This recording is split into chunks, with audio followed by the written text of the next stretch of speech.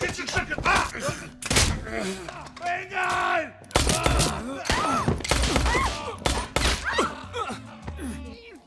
you pay rent to? Shit! Cindy! You got old, Michael. Cindy.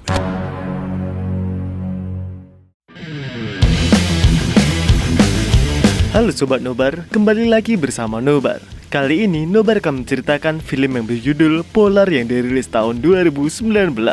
Film yang sangat membrutalkan ini bercerita tentang seorang pembunuh bayaran yang memiliki julukan Kaisar Hitam yang ingin pensiun dari pekerjaannya. Namun dirinya malah diincar oleh organisasi yang menaungi dirinya karena ketua organisasi tidak mau kehilangan uang untuk membayar uang pensiunannya. Lalu apa yang akan terjadi? Gak usah basa-basi, gak usah banyak cincong. Langsung saja mari kita sama-sama nobar dan inilah alur ceritanya.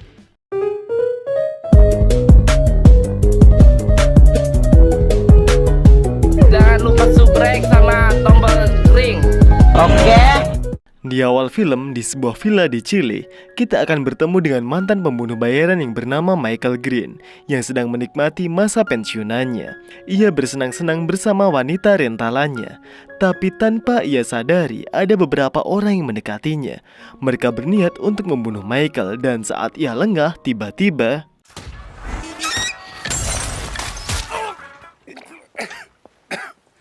You got old, Michael. Cindy. ternyata wanita rentalan itu komplotan para pembunuh Michael. Komplotan itu terdiri dari Cindy, Facundo, Hilde, Alexi, dan juga Carl. Di kota Seattle, Washington, kita akan bertemu dengan Duncan atau yang memiliki nama samaran Kaisar Hitam, seorang pembunuh bayaran yang akan segera pensiun. Saat itu dia sedang memeriksa kesehatannya yang semakin memburuk di rumah sakit. Setelah itu, ia pun pergi ke kantor notaris untuk mengurus persyaratan pensiunannya sebagai pembunuh bayaran di perusahaan Democles. Ia pun punya kebiasaan untuk menyumbangkan sejumlah uangnya ke Montana Union Credit Bank. Sang notaris lalu menjelaskan bahwa dari dana pensiunannya, ia akan mendapat 8 juta dolar atau setara dengan 115 miliar rupiah. Tapi uang itu baru bisa dicairkan setengahnya dulu tepat saat ia pensiun, yaitu 2 minggu lagi. Adegan berganti pada pemakaman Michael. Di sana ada seorang wanita bernama Vivian yang melayat ke sana. Saat melayat, Duncan menelponnya untuk mengajaknya bertemu di sebuah restoran. Di restoran itu, Duncan menanyakan kepada Vivian bagaimana Michael bisa mati. Vivian menjelaskan, Michael diserang saat berpesta di rumahnya. Dia adalah pembunuh bayaran keempat dari perusahaan mereka yang tewas dalam sebulan terakhir. Vivian berspekulasi jika kemungkinan pelakunya adalah pihak Rusia yang menyewa pembunuh bayaran dari Meksiko. Ia bernama Pedro Gonzalez. Ia kemudian meminta Duncan untuk menjalankan misi terakhirnya untuk membunuh Pedro dengan imbalan 1 juta dolar. Tapi Kaisar Hitam ini tidak mau mengambil tugas itu karena ia ingin hidup tenang saat pensiunnya nanti. Usai dari pertemuan itu, Duncan pergi ke rumah persembunyian barunya di Triple Oak, Montana. Sesampainya di sana, ia pun langsung berbelanja kebutuhan sehari-hari dan juga mengadopsi seekor anjing. Ia berharap anjing itu bisa menemani hari-harinya yang tidak punya siapa-siapa lagi. Malam pun tiba. Duncan yang sedang tidur dihantui dengan ingatannya sebagai pembunuh yang sangat sadis yang membuatnya sangat ketakutan. Ia yang semakin takut tiba-tiba terbangun dan tanpa diduga, Rusty? Duncan sangat menyesal. Ia yang merasa hatinya kosong lalu menguburkan satu-satunya anjing yang ia sayangi. Saat sedang mengubur, terlihat tetangga Duncan yang sedang berusaha memotong kayu bakar. Tapi karena tidak juga berhasil, ia yang putus asa memutuskan untuk pergi ke kota membeli ikan sebagai peliharaan barunya. Saat pulang, ia pun sangat kebingungan karena kayu bakarnya sudah terbelah dan tersusun dengan rapi. Sementara itu, Duncan akhirnya kembali menghubungi Vivian dan sepakat untuk mengambil misi itu karena ia akan dibayar imbalan 2 juta dolar yang setengahnya akan dibayar sebelum misi. Ia kemudian meminta detail misi itu. Ternyata Vivian sedang di kantor Damocles bersama atasannya yang bernama Blood. Tidak disangkanya, misi ini hanyalah jebakan agar Duncan terbunuh. Duncan yang akan pensiun dianggap sudah tidak berguna lagi, apalagi usianya yang sudah tua. Pasti dia hanya mengganggu perusahaan. Blood kemudian mengadakan pertemuan dengan seluruh pemegang saham perusahaan. Mereka berencana membunuh semua agen pembunuh bayaran yang akan atau baru saja pensiun karena dianggap tidak produktif. Ditambah lagi dalam kontrak tertulis, jika mereka terbunuh saat sedang bertugas, maka dana pensiun akan jadi milik perusahaan. Sementara itu, tanpa sepengetahuan Vivian, Duncan pergi ke Belarusia. Ia yang ketiduran dalam perjalanan lagi-lagi bermimpi hal yang sama yang membuatnya sangat ketakutan. Ternyata tujuan Duncan adalah ke Hotel Minsk Plaza, karena di sana ada Pedro Gonzalez yang menjadi targetnya. Ia menyamar menjadi seorang teknisi yang dipanggil oleh pihak hotel untuk membenahi pintu kamar. Ia yang menimbulkan suara yang berisik membuat Pedro kesal lalu menghampirinya untuk memaki-maki. Tapi ternyata itu hanya pancingan Duncan agar Pedro mendekatinya dan tiba-tiba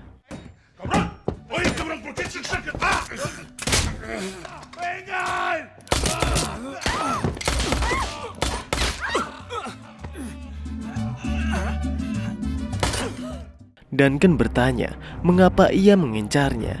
Tapi Pedro hanya berkata kalau dia tidak tahu apa-apa dan hanya melaksanakan tugas. Duncan pun terus mencoba menginterogasinya dengan cara mengebor kepala Duncan. Ia akhirnya menembak Pedro karena tidak juga memberikan jawaban dan tidak lupa untuk memfotonya. Duncan menghubungi Vivian untuk meminta uang muka. Setelah Vivian mengirimkannya, Duncan pun langsung mengirim foto Pedro yang sudah tewas, yang tentu saja membuat Vivian sangat kaget karena ia belum sempat memberi kabar pada timnya yang akan membunuh Duncan di sana.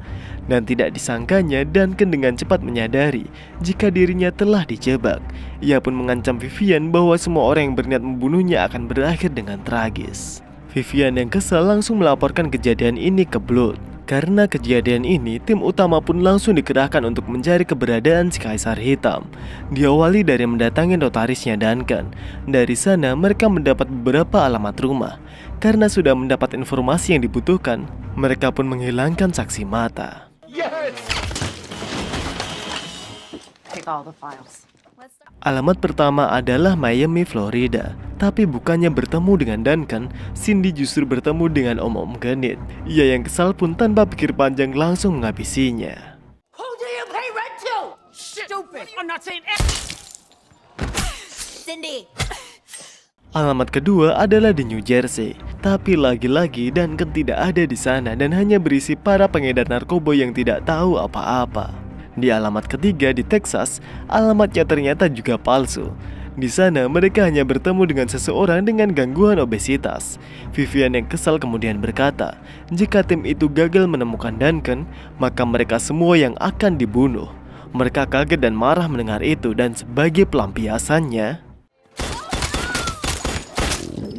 Let's get the fuck out of here.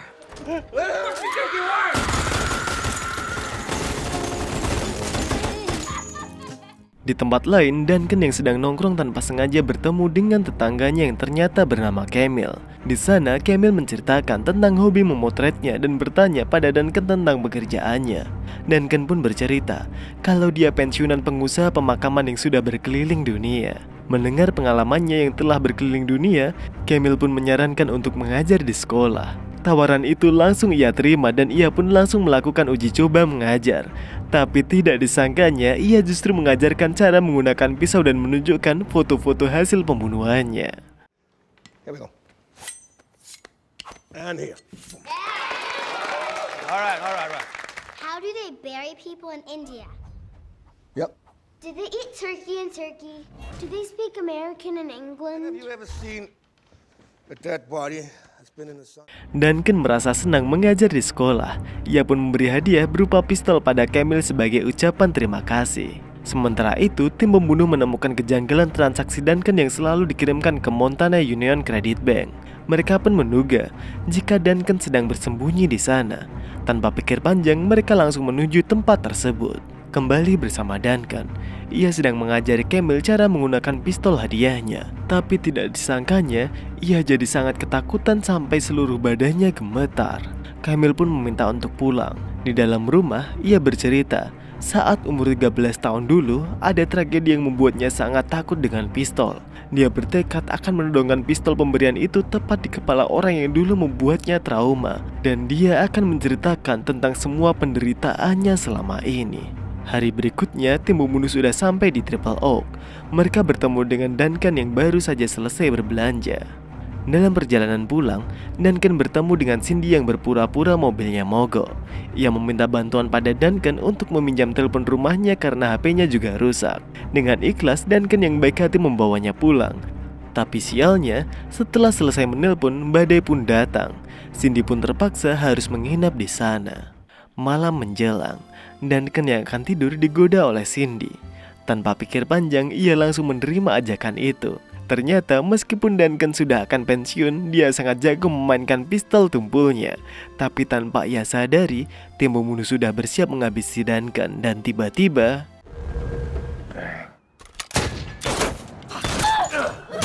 Hede dan Carl langsung mendobrak masuk. Tapi Duncan sudah tidak ada di sana. Mereka kemudian menyuruh Facundo untuk melacaknya. Tapi tiba-tiba Fuck. Facundo, what the hell is going on? Can you hear that? Try not to be scared. You make mistakes when you're afraid. Activate Plan B.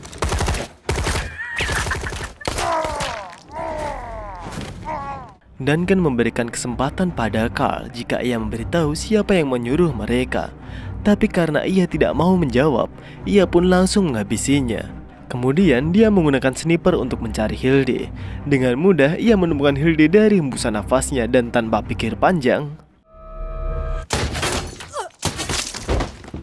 ia menemukan kunci motel dari saku Carl. Tapi saat pergi ke sana, di sana hanya ada pengguna narkoba yang sedang teler. Awalnya dia santai, tapi sesaat kemudian dia menyadari jika ini hanya pengalihan. Dengan tergesa-gesa dia langsung menuju rumah Camille. Namun semua sudah terlambat. Camille sudah tidak ada di sana. Saat ia kembali ke motel, pengguna narkoba itu pun sudah tidak ada di sana. Di tempat lain, Blood mengamuk karena pacarnya, yaitu Hilde, dibunuh oleh Duncan. Sementara itu, Duncan pergi ke daerah Detroit. Di sana dia menemui temannya yang bernama Porter untuk mencari info mengenai penculikan si Camille. Porter memberitahu jika kemungkinan besar Camille ditahan di dalam rumah Blood. Setelah mendengar itu, Duncan bergegas pergi. Tapi saat ia bersalaman dengan Porter, tiba-tiba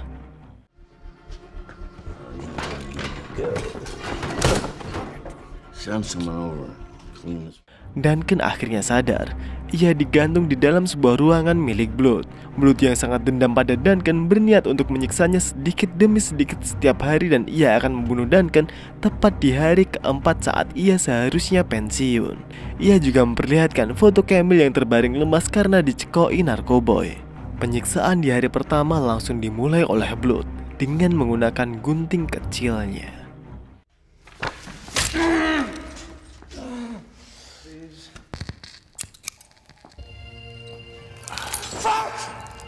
The fun continues tomorrow, Mr. Fizzler.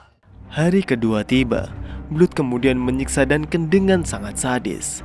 Camille pun juga terus dicekoki narkoba dengan dosis yang lebih tinggi.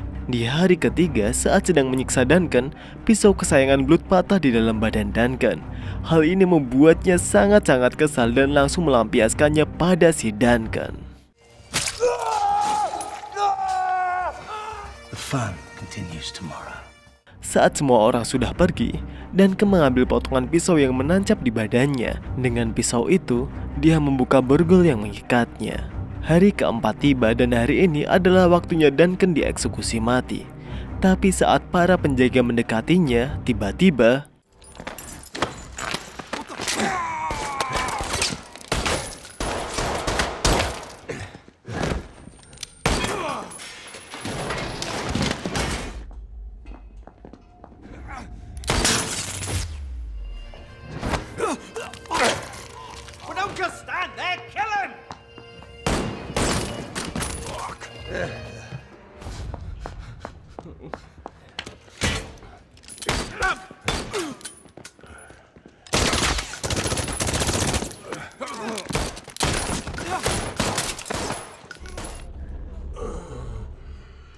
Duncan pergi ke rumah temannya yang bernama Jasmine. Ia meminjam HP Jasmine untuk menelpon si Vivian. Ia berniat menukar dirinya dengan nyawa Camille. Setelah selesai telepon, ia langsung tersungkur pingsan.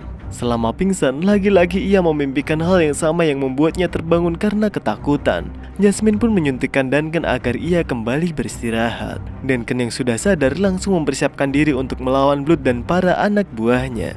Ia juga menelpon Vivian untuk menentukan jadwal bertemu. Vivian dan anak buahnya tidak tinggal diam. Mereka berusaha melacak lokasinya. Duncan pergi ke bangunan tua lalu mempersiapkan seluruh senjatanya.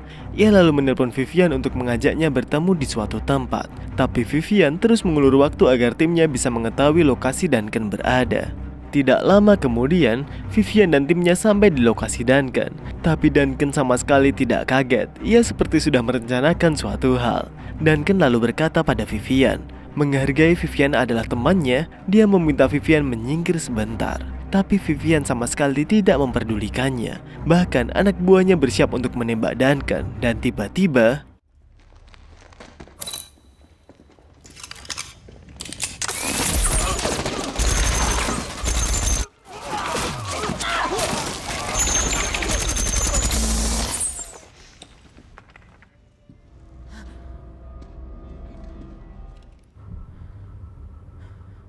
tidak lama kemudian, Duncan sampai di markas Damocles. Blood yang takut justru dibikin semakin panik saat para penjaga malah memutuskan untuk kabur dari sana. Mereka bahkan membiarkan sang kaisar hitam untuk masuk dengan tenang. Saat Duncan menemukan Blood, tanpa banyak bicara, ia langsung menghabisinya.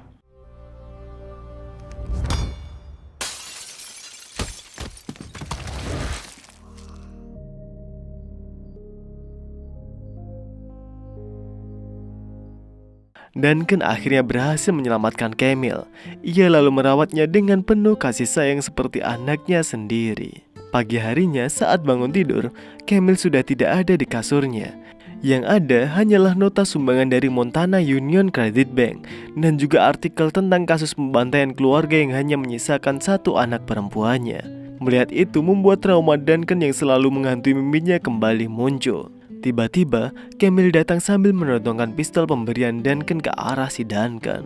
Ternyata, Camille adalah anak perempuan yang ada di artikel itu dan yang selalu menghantui mimpi si Duncan. Camille pun memberitahu bagaimana penderitaan hidupnya selama ini yang membuat Duncan semakin merasa sangat bersalah. Ternyata, Duncan selama ini diam-diam memenuhi seluruh kebutuhan Camille dan ia juga menyekolahkannya. Bahkan kini tinggal di dekat rumahnya agar ia bisa mengawasi Camille secara langsung karena ia ingin menebus dosa-dosanya. Tapi dendam Camille sudah tidak terbendung lagi. Duncan pun terlihat sangat pasrah saat ia akan ditembak dan Camille tidak jadi menembak Duncan karena ia percaya semua orang bisa berubah dan membunuhnya bukanlah suatu penyelesaian masalah. Ia kemudian bertanya siapa yang telah mengincar nyawa ayahnya. Duncan sama sekali tidak tahu, tapi dia bertekad untuk mencari informasi itu dan film pun selesai. Pesan yang bisa kita ambil dari film ini adalah janganlah kalian mengkorupsi, apalagi mengkorupsi uang seorang pembunuh bayaran jika kalian tidak ingin bernasib tragis seperti yang terjadi di film ini. Oke, segitu dulu untuk hari ini. Jika kalian suka, silahkan like, komen, dan share video ini dan kamsya.